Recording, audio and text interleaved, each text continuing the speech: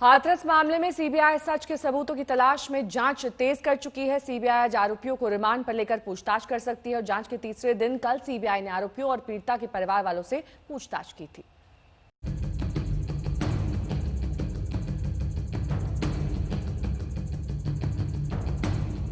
पीड़ित परिवार से पूछताछ पूरी। आरोपियों के परिवार से भी सवाल जवाब। और अब बारी है गिरफ्तार आरोपियों से सच जानने की।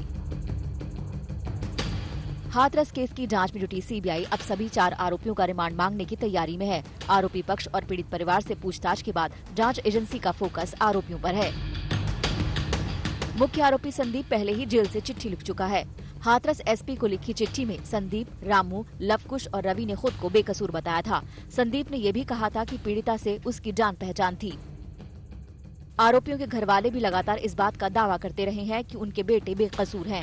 ऐसे में जांच एजेंसी जानना चाहती है कि आखिरकार आरोपियों की चिट्ठी और उनके दावों में कितना दम है। 14 सितंबर को आखिरकार हुआ क्या था, लिहाजा आरोपियों से पूछताछ बेहद जरूरी है। गुरुवार को सीबीआई की टीम बुलगड़ी गांव पहुंची। तभी 4 आरोपियों के घर वालों से पूछताछ भी हुई। उनके बयान दर्ज किए गए। 3 घंटे तक सीबीआई की टीम बुलगड़ी गांव में ही डेरा डाले रही।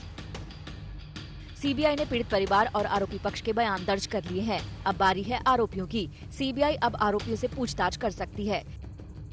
पीड़ित परिवार ने क्राइम सीन क्लियर कर दिया है सीबीआई के सामने, जिस तरह के बयान दिए हैं। उसके बाद पीड़ित के परिवार है उनसे, आरोपियों के परिवार है उनसे अभी पूछताछ की जा रही है। अब जो अगला कदम है, देखिए सीबीआई की एक टीम, 2 टीमें यहाँ पर आज फिर सुबह आई हैं गाजियाबाद से। ये देखिए 2 गाड़ियां यहाँ पर खड़ी हैं और ये टीम अब जाएगी अलीगढ़ की तरफ, अलीगढ़ के अस्पताल पे जाएगी। और साथ ही साथ जो हमें जानकारी मिल रही है कि अदालत में बाकायदा प्रोडक्शन वारंट के लिए अर्जी भी दाखिल करेगी और जो आरोपी जेल में बंद है उनको लाया जाएगा और सीबीआई किसी अस्थायी दफ्तर में और यहाँ पर पूछताछ होगी।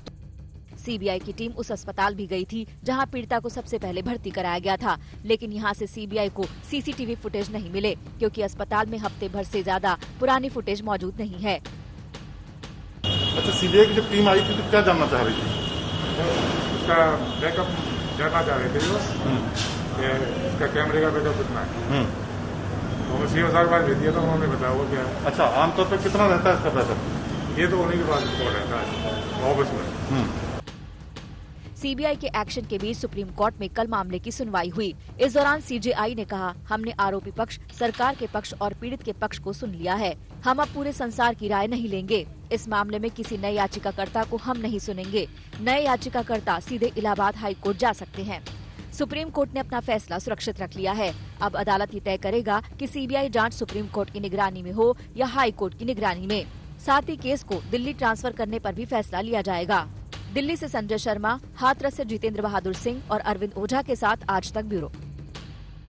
पहली बार हाथरस का वो चश्मदीद सामने आया है जिसका दावा ये था कि वारदात के बाद क्राइम सीन पर सबसे पहले वही पहुंचा था। आज तक संवाददाता अरविंद ओझा ने उससे खास बातचीत की। आप उस दिन क्या कर रहे थे और कितने बजे का वक्त था जब आप वहां पर पहुंचे और कैसे पहुंचे थे? मैं अपने खेत में न्याय काट रहा था। 8:30-9 का टाइम था। मैं चीखने चिल्लाने की आवाज़ सुनी। जब वहाँ पर मैं पहुँचा, किसकी चीखने की आवाज़? लड़की की। जब वहाँ पर मैं पहुँचा तो उसकी माँ, उसका भाई खड़ा हुआ था वहाँ पर। जब मैं वहाँ पर से पहुँच गया था, जब वो खड़े हुए थे दोनों, उसके बाद उसका भाई वहाँ से चुप।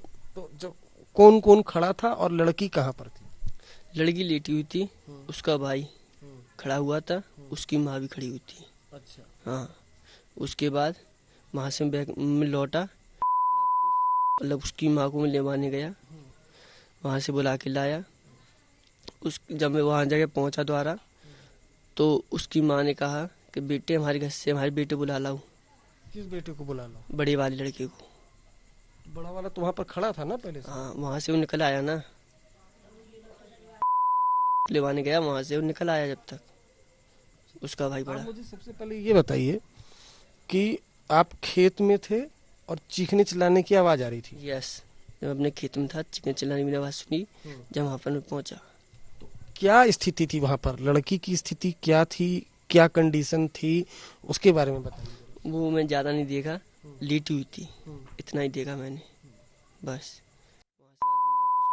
क्यों? उसके क्या आप क्यों आप नहीं देख पाए बहुत ज्यादा देर, मतलब क्या?